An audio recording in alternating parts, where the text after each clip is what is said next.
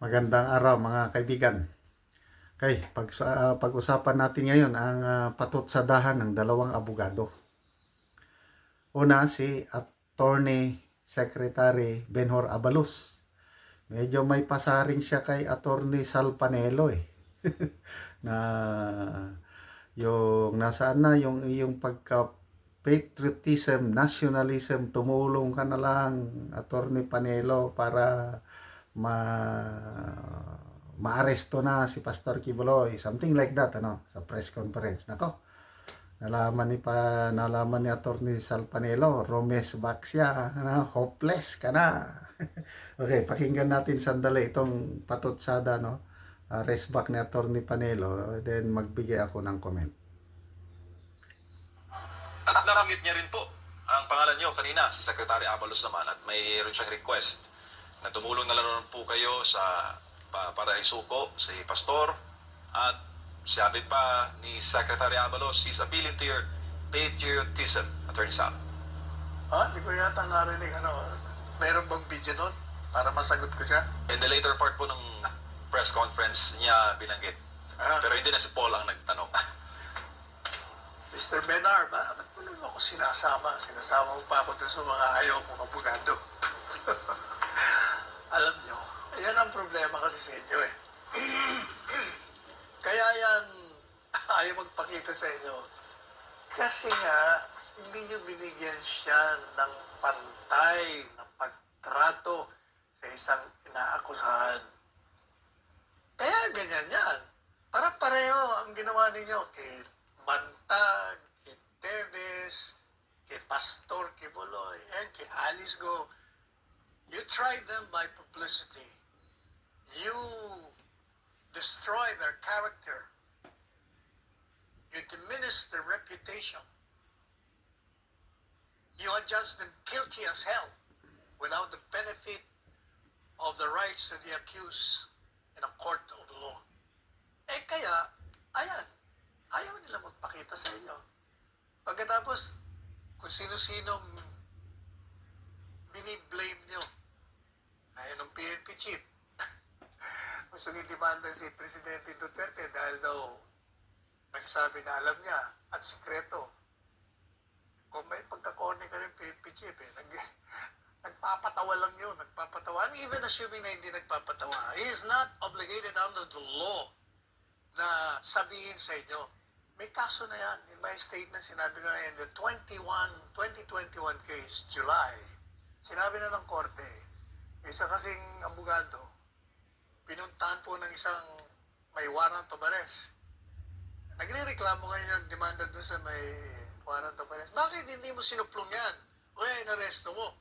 Kaya dinimanda ho siya, pero sabi ng Korte Suprema, hindi.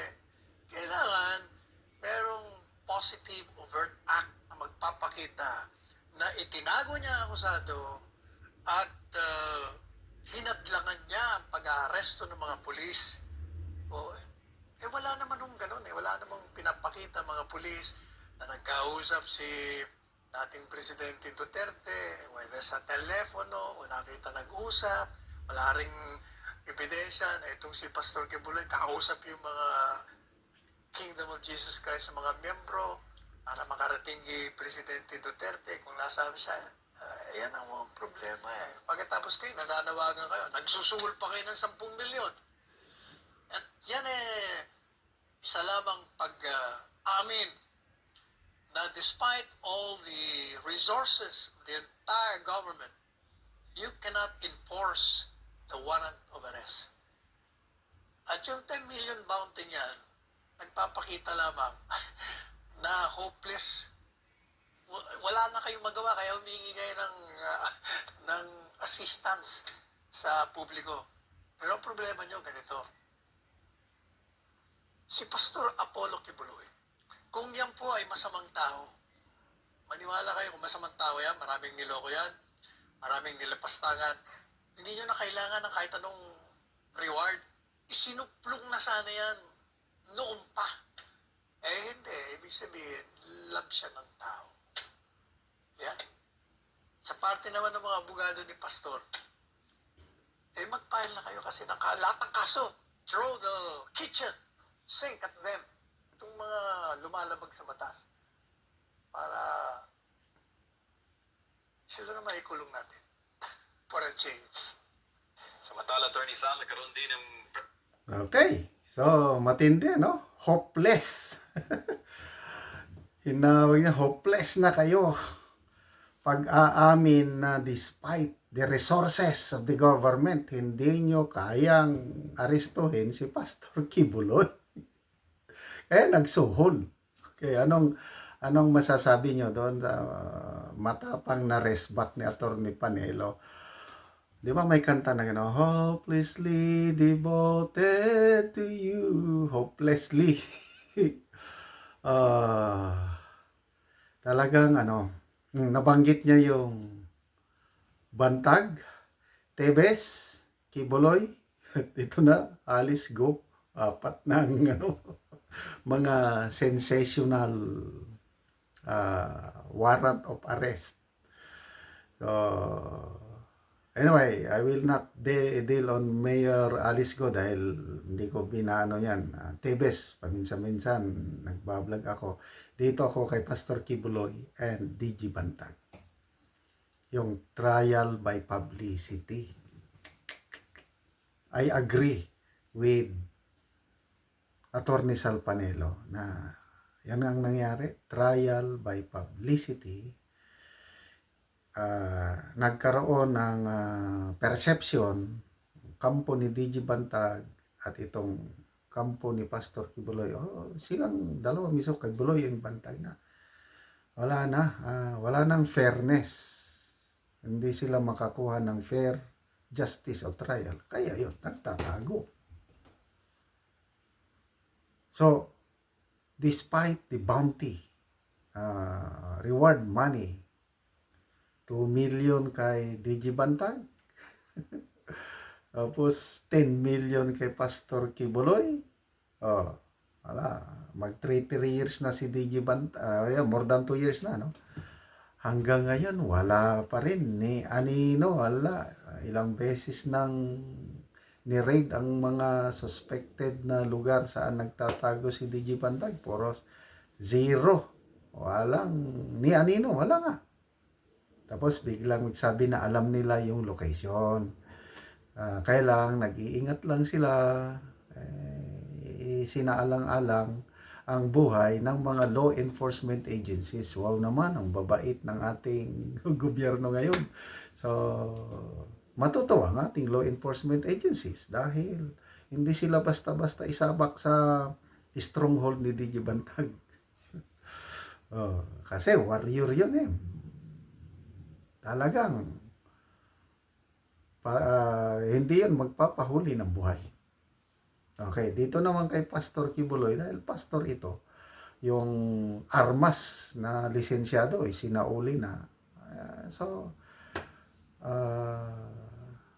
Lagay ko, walang kwan ito eh. Agree ako yung sinabi ni Pastor Atty. Panelo na kung masamang tao pa yan, maraming magsusumbong at ituturo, kakagatin yung 10 million suhol. Kaya lang, hindi ko pa na-meet si Pastor Kibuloy. Hindi ko siya personal na kilala.